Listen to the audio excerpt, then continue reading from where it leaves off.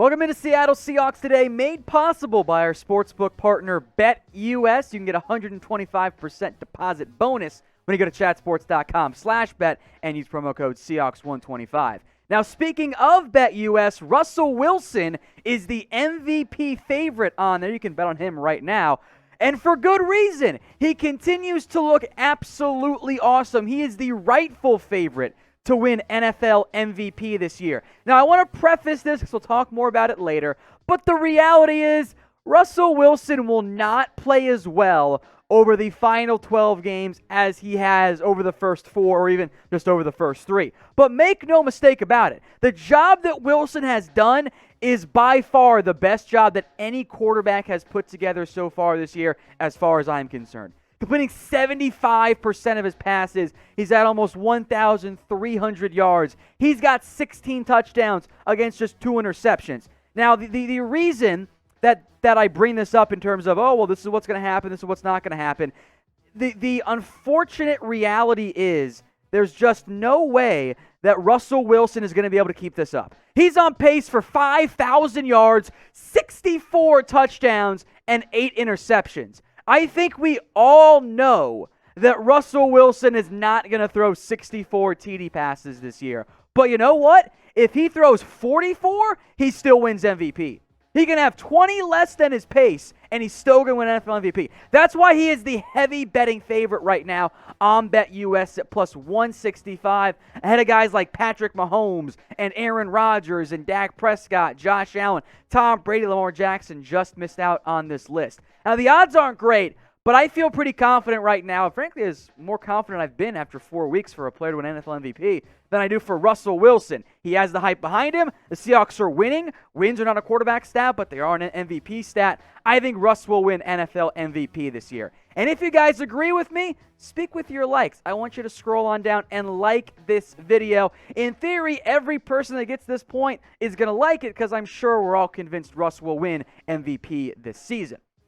As mentioned, BetUS is today's presenting sponsor. You can get a 125% deposit bonus at chatsports.com/bet when you use promo code Seahawks125. Now, the odds for Russell Wilson aren't the best, but the Super Bowl odds, those are pretty damn intriguing to me. The Seattle Seahawks right now plus 775. Let me put that, just kind of explain it, what that means. If you were to bet $25 after signing up and depositing with BetUS, and the Seahawks do win, you would win $194. $193.75 to be exact. That's some ridiculous money. And if you put down $100 with BetUS, you'll get $125 for free with that deposit bonus. You're playing with house money, and you can turn it into even more money. So go deposit right now.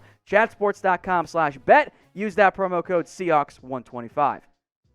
All right, bad news now. The Josh Gordon decision is that there isn't one, because how does this make any sense, NFL? I do not understand it. The NFL still has not yet made that decision for Gordon and for the NFL and in terms of what his reinstatement timeline actually looks like at the current moment. Now, Gordon originally applied for reinstatement back in June. The NFL CBA does say there's supposed to be a 60-day window. I've always interpreted that as more of a soft, not hard guideline, but we're way beyond 60 days. I mean, you can do the math on those. He's going to rejoin Seattle once he gets reinstated, but as of right now, no one knows. Now, Freddie Swain has more or less usurped David Moore as wide receiver. They're kind of splitting time right there. Philip Dorsett's on IR. Gordon is not going to suddenly come in and be like wide receiver 1 or 2, but as another tertiary option for Russell Wilson as an outside deep vertical threat, something he's done so well. I mean, it doesn't hurt you, right? I mean, now you got to worry about, okay, do we stop Tyler Lockett? Do we stop DK Metcalf? Oh, shoot, we got Gordon over there. Gordon might get some real opportunities. So even though he's not going to be the same guy that he was in his peak year with the Cleveland Browns way back when, he does help you out. And whenever Gordon gets reinstated, you can bet we'll break it down right here. I want you guys to subscribe. If you haven't already, hit that big red button and subscribe today. We let you guys know immediately once Josh Gordon signed, and we'll let you know once he gets reinstated as well. Jamal Adams now, let's talk about him in terms of his injury updates, his future, and all of that. I am not overly concerned about Adams. I was actually surprised he wasn't able to give it a go this past week. He missed week 4 against the Dolphins. Clearly, Seattle did not need him. He is still recovering from that groin injury. Now, Ryan Neal, in all honesty, and we'll break this down too, has been pretty darn impressive. But make no mistake about it, you want Jamal Adams out there, and you probably need Jamal Adams out there once you start facing some better competition than the lowly Miami Dolphins. I was impressed with Neal, but Jamal Adams, as we'll discuss later on too, still your best pass rusher because the rest of them haven't been particularly good. You want Adams out there, not just for coverage or tackling, but frankly for blitzing as well. But in the short term, I do want to shout out Ryan Neal. The interception, was batted up in the air, but who cares? 2 pass breakups, 6 tackles. I'm a big fan of it, but you want Adams, right? He's the guy you gave up all those draft picks for, and he's been incredible for you. I think, with no disrespect meant for Bobby Wagner, Adams has been the best defensive player and the second best overall player behind this guy named Russ for the Seahawks. So get your early votes in. Still plenty of time to see what goes on with the actual in-week injury report. But will Jamal Adams play this week? Type Y for yes or type N for no. Now, Adams not the only player listed on that depth chart with an injury. Quinton Dunbar missed this week again, and I will be upfront and honest with you folks always. The Seahawks miss him. Tre Flowers is just not the guy opposite Shaquille Griffin. The stats are a little bit skewed in favor of Dunbar from a volume perspective in terms of the yards allowed, completion percentage allowed, because he hasn't faced as many snaps.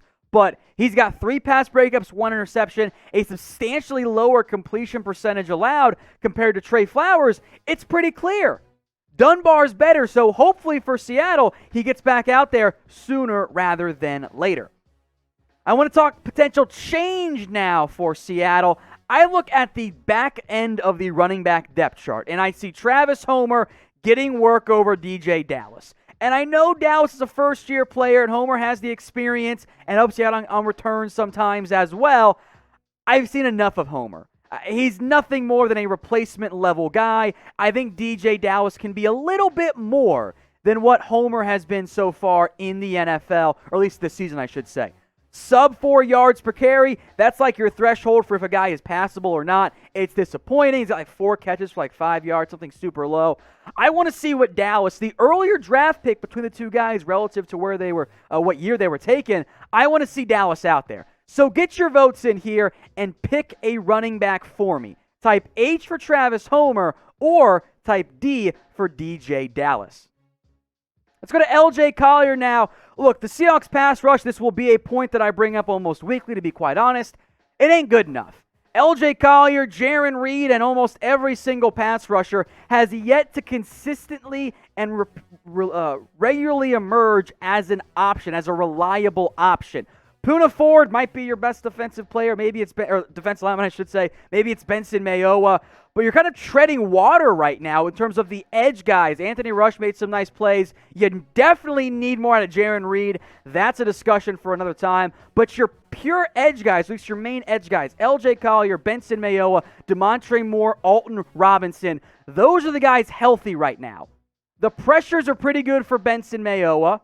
LJ Collier has more snaps than Damontre Moore and yet fewer pressures. That is concerning. Alton Robinson, by the way, based on his limited sample size, deserves some more reps as well. I've been pretty disappointed by this pass rush. We knew it was going to be rough. It's kind of more or less whelmed my expectations, if you will. I think Seattle has to go find somebody. Now, maybe you get lucky and Darrell Taylor at some point is able to return and give you a nice back half of the season push. But I don't feel confident right now in this unit. So give me your votes. 1 for yes, they got to get somebody else, or 0 for no. Let's talk offensive line now. We'll switch sides of the trenches here. The week 4 snap counts on the offense. I want to bring this up because I thought it was kind of weird. I mean, I get it. It was humid. You had some injuries, but Ethan Posick and Dwayne Brown were the only ones to get every single snap on the offensive line. Damian Lewis and Brandon Shell both played the majority, but they were also rotated out. Micah Iupati has a couple times this year been pulled out of games. Jamarco Jones played left guard and right guard. Didn't think he was that great. Cedric Ogbuehi, I thought, was passable, but again, I think Brandon Shell's better.